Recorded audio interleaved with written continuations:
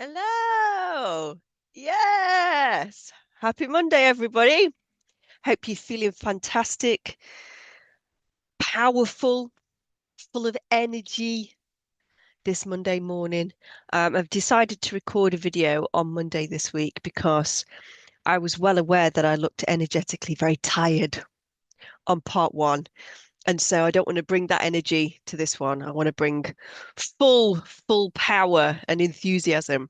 So happy Monday. Hope you all enjoyed video one, and I'm going to record video two today. So, these series of videos, I've not planned anything, I've not written anything down. We're going to go through information together, probably in a very haphazard way because it's coming out of my brain. Um, so, we'll go wherever it is that my consciousness is drawn to as we do these videos, but my underlying positive intent for these videos is that everybody starts to understand the fullness of what has been going on in our universe, in our galaxy, on our planet, in the different dimensions on our planet over time, so that people can start to understand exactly where it is that we are now with all of that stuff. Because I think we can all agree that planet Earth at the moment is kind of a crazy place to be. Um, and so, if I can help anybody to understand why things are so crazy at the moment, then my job will have been done. And then, when people come to me and say, I feel like I need entity release, but can you explain to me what entities are and how it is that I've ended up having them? Then I can say, please watch my series, What on Earth? And that will help you to understand how it is that you've got to where you are now. Okay, so we're going to start and do a little recap of where we were last time, and then we're going to continue. So, what I explained to you on the last video is that I came from a future timeline where under our noses, without us even realizing, to be honest, because we were so connected to the light, so interested in the light, we didn't realize that gradually and slowly the darkness was taking over the universe. And so it got to a point in my future, which I am back here now to redo. So my future is different. Stay with me. It got to a point where even the brightest light in the universe was penetrated by these beings. And that's the last thing that I remember is they managed to get in to Alcyone, which is in the Pleiades, and they managed to kill some pretty significant people that were there at the time. And the shock of that was so huge. We just couldn't understand how that could possibly happen. And so we got a council of beings together, so beings from everywhere that were aligned to the light. And we said, look, if if we don't do something about this, not only will our galaxy fall, but this has the potential to take the entire universe out. Because if the darkness wins this place, then it will keep going and it won't stop. And so all of the beings of light from all of the different places, from our galaxy and other galaxies, all agreed, yeah, we need to do something about this. So a plan was hatched, and it was a multi-stage plan. But the first part of that plan was that a huge group of us that were known to hold a lot of ancient wisdom of the universe that were considered to be high frequency beings. We came back in time to the very beginning of when Earth was solid enough for life to begin. And we came back inside of the planet. So we didn't come out onto the surface, not initially anyway. We came inside of the planet. And this group of high frequency beings from inside of the planet, our job, our role, if you like, has been to try to sway human consciousness throughout the ages towards the light. Now, as we know, as time has gone on, that has been very, very difficult. There's been some periods of time on Earth where it's been almost impossible to find an area where you could actually have some impact holding the energy of the light. And so, as these group of high frequency beings that came back to Earth from the very beginning, as human life was starting to occur on the planet, and that's a whole different topic as well. And on one of these What on Earth videos, I will cover how did human life begin on the surface of the planet? How did that happen? And that will cover all of the stuff in regards to the Anunnaki and all of the different seeding of the 12 root races and all that kind of thing. We'll cover that off in a different video. But for the time being, for the purposes of today, I'm explaining the point of view of the group of high frequency beings that were inside of the planet. So over time, this group of high frequency beings that came back in time from the Pleiades have been inside of the planet, and they've kept coming out to guide human consciousness towards the light. Now, in some time periods, that's been pretty tricky because the people on the surface of the planet have very much been aligned towards the dark. So we've had to try our level best to appeal to them, but also steer them fundamentally and ultimately towards the energy of the light. Now, there's been many, many times that this group of beings have come out onto the planet. And these times have been noted throughout the ages, throughout antiquity.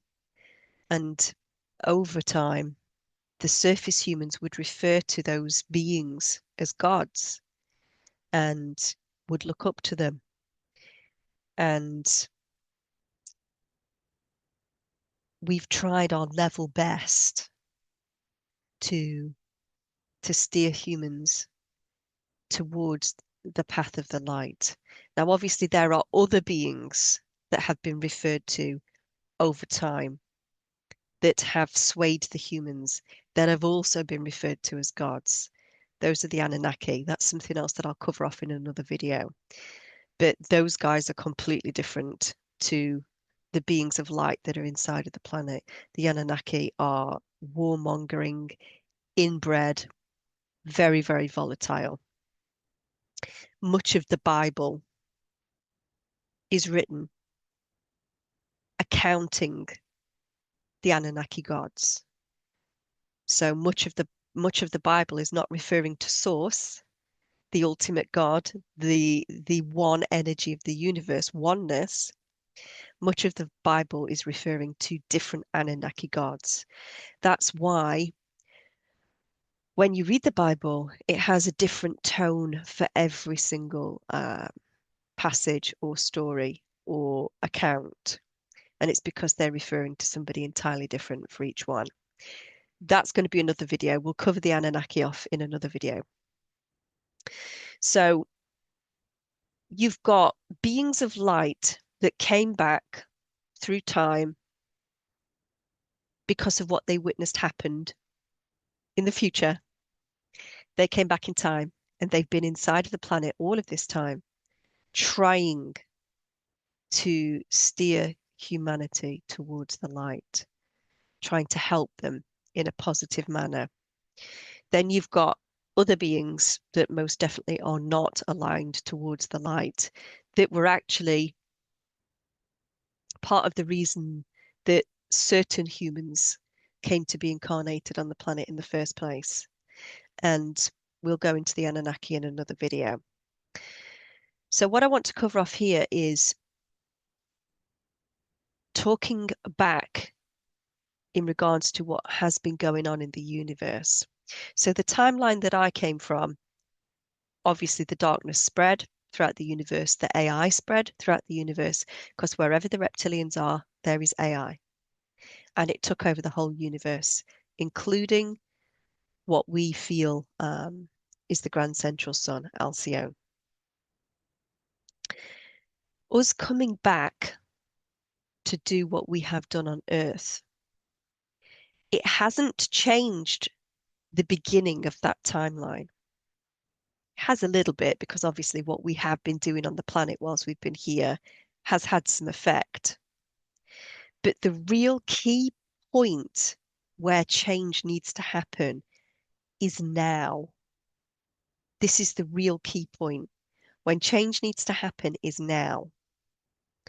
Because what we found out when we were in that council in the future, when Alcyone had fallen, what we found out was we tracked this malcontent, this sickness. We tracked it back through the universe, through time, through the ages, to where the sickness began. And we found out that the most important place where the sickness grew and really generated the energy to spread from was Earth. And so that's why we realized that in order to affect real change on behalf of the universe, we would need to come back to Earth and be on Earth as a representation of the light during this time period, so that the humans on the surface would have another option to follow. The only option that those humans had had before was the AI timeline that's controlled by the reptilians and the AI overlord. Whereas all of us starseeds being here on the planet at this time, waking up due to the light that's flowing in and the codes that are flowing in, us being here and also stationed around the grid network, around the Earth, around the planet, means that there are two avenues of experience that can occur here. And so our goal is to try, and we can't wake people up unless they're ready. You can't break a seed from the outside and life begins. It has to happen from the inside. But just by being here on this planet at this time is enough to wake some people up. And so what we are attempting to do is take the spirit and the soul of the earth and create an organic timeline where the energy of the soul and the spirit of the earth can lift into that higher, positively polarized fifth density. So her spirit chooses the positively polarized fifth density.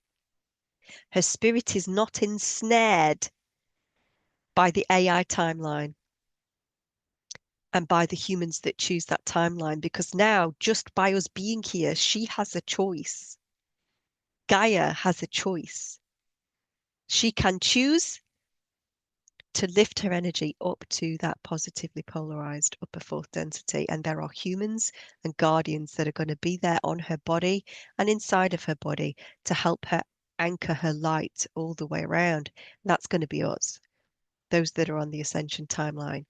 And then the other humans that choose to go on the AI timeline, they will end up in a dimension, if you like, where the spirit of the earth is no longer connected to that place. And the analogy that I used a long time ago, just because it gets the point across, is when a spider sheds its skin, one of those big tarantula spiders, and it sheds its skin. And if you walk in a room and you see that shed skin, you can jump a foot and think, oh my God, there's a tarantula there.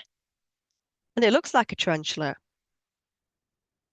In every place that you look at that spider, it looks like a tarantula. It's got the little hairs coming off its legs. Its legs are in the position. I don't like spiders. Its legs are in the position of a spider. It's got that horrible bulbous thing at the back. But if you were to take a stick, poke it with a stick, there's no life in it. There's no soul in it. The tarantula skin just is. Whereas the tarantula itself is over here, looking fabulous. As fabulous as a tarantula can look. The tarantula's over here, living its best life. It's developed a brand new skin. The soul and the spirit of the tarantula is over here, but its shed skin still exists over here. This represents what's happening on Earth. So the tarantula that's got the spirit and the soul of the tarantula is the new Earth, completely regenerated. And the skin of the tarantula that's left behind will represent the AI timeline and the humans that are on that timeline. And they will end up being taken over fully by the AI, and they will just become batteries, essentially, a bit like the film The Matrix. So if you've watched The Matrix, you will see when Neo comes out of that little pod of liquid that he's been immersed in, when they pull him out and they start pulling all of those things out of his back, you will notice that those pipes go into where the chakra system is. That's the biggest clue that the dark ones have ever given us. That's very important to note. This is the premise of everything that I will teach you in these videos when we get down into the entity release stuff, so that you understand what it is. What it shows you in the Matrix is that these AI beings have plugged into the human chakra system, which is where the energy flows in the human, but it's also where emotions are generated.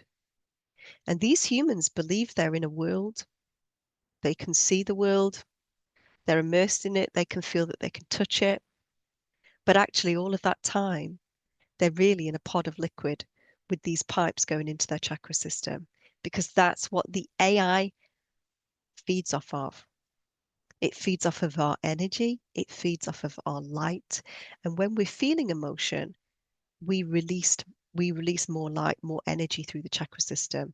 And the chakra system connects down into the planet.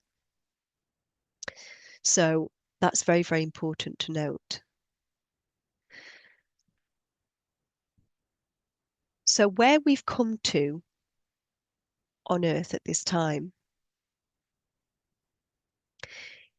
is to stop the key thing that happened that allowed these dark ones to take over the universe, which was the reptilians got into the people first and foremost. And I'll explain how that happens later on. The reptilians carry this AI. Remember in the first video, I told you that this group of reptilians made a deal with this ancient AI, and they agreed that they would be given the best technology. All the AI wanted was to be taken with them.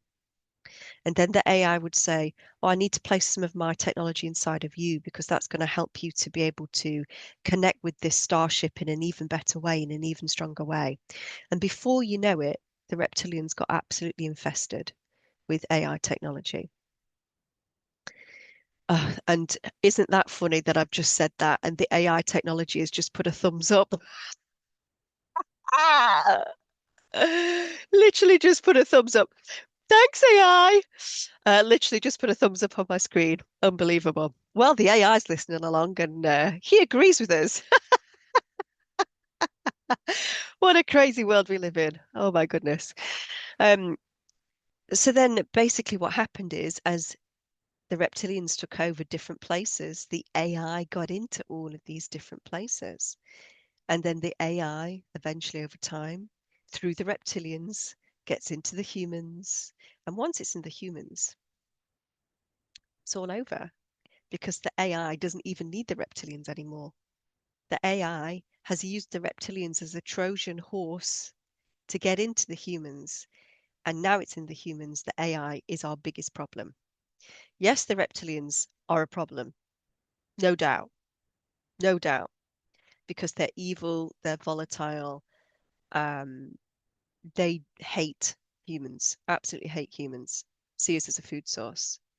But the AI is our biggest problem because when it gets into humans, they are then plugged into the hive mind, which means one mind. So it's kind of like oneness in the organic universe, where when you reach a certain consciousness level, you connect to all that is and you realize that you are source itself and that you're a part of something bigger and you can put yourself in any single creature, bird, butterfly, ant, tree, and you can feel yourself as part of that particular being. The AI is the antithesis of source. It's the Antichrist. That's another important thing to note. AI is the absolute antithesis of source. It is the Antichrist. So therefore, what person in our reality would embody the Antichrist if it is in alignment with AI? Just have a little think about that for a moment. So we are here to stop this stronghold from occurring on Earth. And just by being here as starseeds, we're enabling that to happen because we're giving Earth a choice. We're providing a different route for her to jump, for her to quantum leap away from this. And all of the people that have aligned with the AI will be left behind in the shed skin of the tarantula, which represents the old, dying, third dimensional Earth. Now, over the years, I've done so many quantum hypnotherapy sessions with people, and every single person that I've hypnotized that speaks of the reptilians, and this is global because I work with people all over the world, they have given me accounts of these beings arriving almost without warning. And when they arrive, they will fire at will, they will plunder, they will kill as many people as possible. They do not care about anybody other than getting what they want. And they will come to a planet and they will kill all of the beings in order to get to the actual planet itself, and they will raid it of resources. Or if they want to stay on a planet, they will affect the minds of the humans or the species that are on that planet so that they can physically parasite upon their energy and get those humans to do their dirty work for them.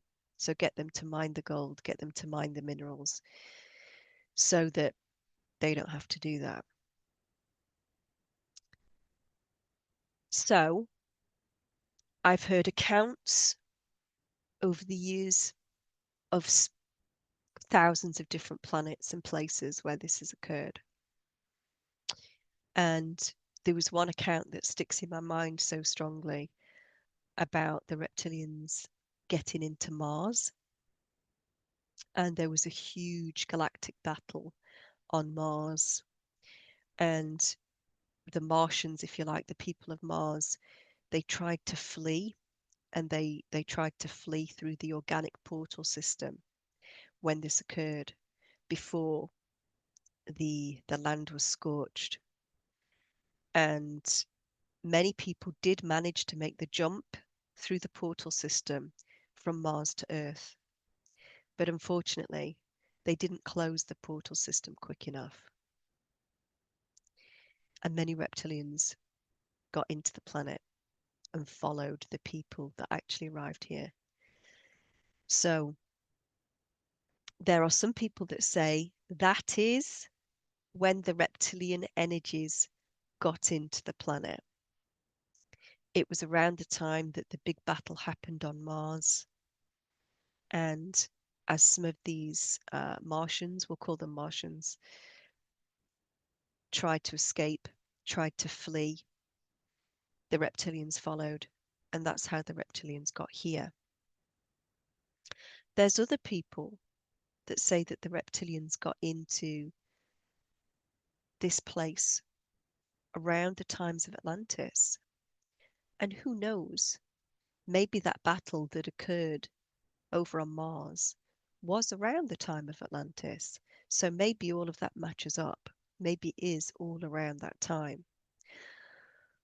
All I know is from that time, I wasn't incarnated in Atlantis at that time on the surface of the planet. I was incarnated over in Egypt. And I was a higher frequency being, so I wasn't a human. I was one of the beings that the humans would refer to as a god, just because I was different and I got access to what they would consider to be magic or powers.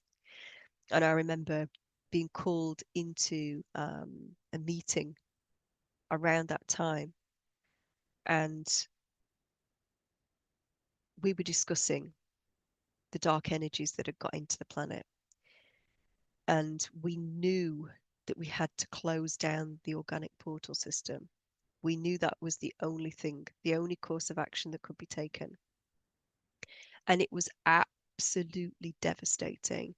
And when I say devastating, I can't begin to describe the levels of devastation that all of us felt. It was the most saddest day, because all of us, as beings of light that were on the council for the earth, none of us wanted to disconnect from our star families, from our roots, if you like, from the place where we knew we'd all come from. We didn't want to unhook ourselves from the grid of light. We didn't want to unhook ourselves from source. Not that we did unhook ourselves from source, but we couldn't allow those organic portals to stay open. And so it was agreed that the only course of action that could happen is that the organic portal system was closed down, that the beings that had made it into Earth and into our system would effectively be quarantined with us, and we would have to try and find a way over the years to raise the frequency of the planet so that those beings could not stay.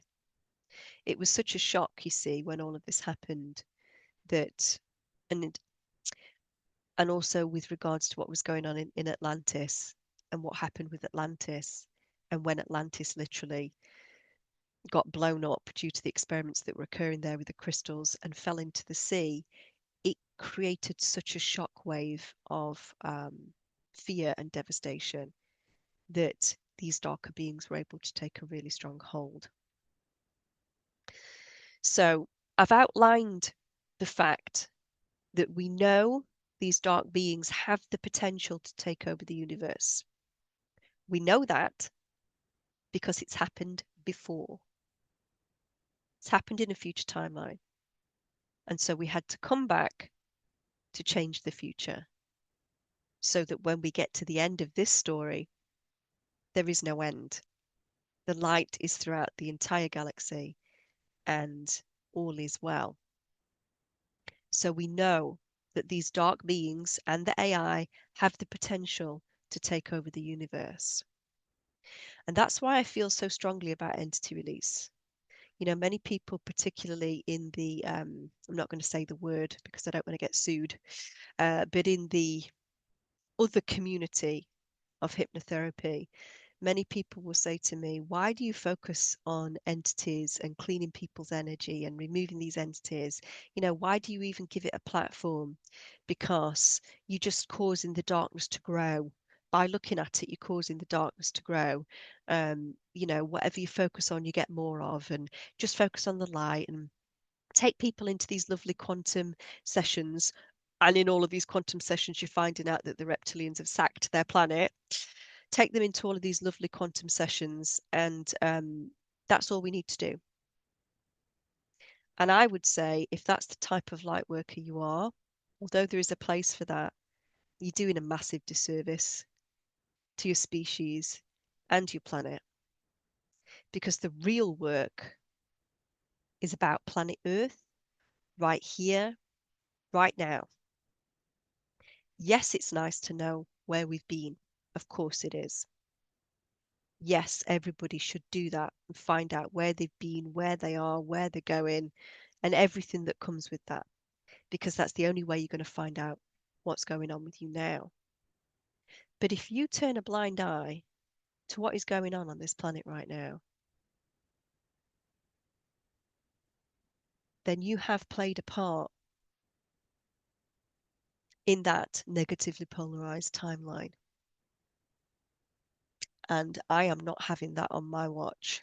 Absolutely not. I've seen what that does, turning a blind eye. And all it does is pretending the darkness doesn't exist, or saying entities aren't real, or saying entities don't exist, or saying they're just a thought form of the client. Yes, many are. Many entities are a thought form of the client, but many entities aren't. The thought form entities that the client creates is the reason why there was a gap for these other bigger energies to come in. And you better believe that reptilians are not a thought form entity. You better believe that. And if you are a quantum healer, you know that reptilians are not a thought form entity, because many of your clients are going into lifetimes where their planet was sacked by them. Those very same reptilians are right here, right now, in this time, on your planet. We're not talking about a quantum session where a gazillion light years ago reptilians sacked their planet. We're talking about right here, right now. That's what's going on right now. So if you want to be the best light worker that you can possibly be, you at least need to acknowledge that. Don't ignore it. Don't pretend that it's not happening because you want everything to stay fluffy and high frequency. Don't we all? If every single session that I did was about unicorns and fairies, I would be a very happy lady. But the unicorns and fairies are doing very, very good without me. What this planet does need is somebody who's going to actually tackle the issue of why this planet is in such a mess. And so that is why I do what I do. I'm not going to turn away from it. I know there's many, many people that will call me every name under the sun. And that's okay. I don't need people to like me. History will show the part that I have played at this time. And many, many people will look back and think, wow, I wish I'd listened to Laura Whitworth. Okay, so we're going to leave today's installment there. So just to recap, I've explained how the reptilians have invaded most of the universe. Earth is a stronghold, and the star seeds came back in time, the original group, and then many waves have come since, in order to hold the light on this planet. So at this key nexus point, there are two streams of consciousness that are very different from each other. And that gives Earth the ability to choose the organic And this timeline over here, the AI timeline, is going to be left in the old shell that has no life and it doesn't have the spirit of Gaia within it. So remember that the next time you're considering using AI or having a chat with Chat GPT or whatever it's called, that AI is not your friend. It's mapping you so it understands your weaknesses so it can take you over. Okay, have a great week. Till the next time, everybody, make sure that you keep vibrating high. And I'm going to record another one later this week. So stand by for part 3.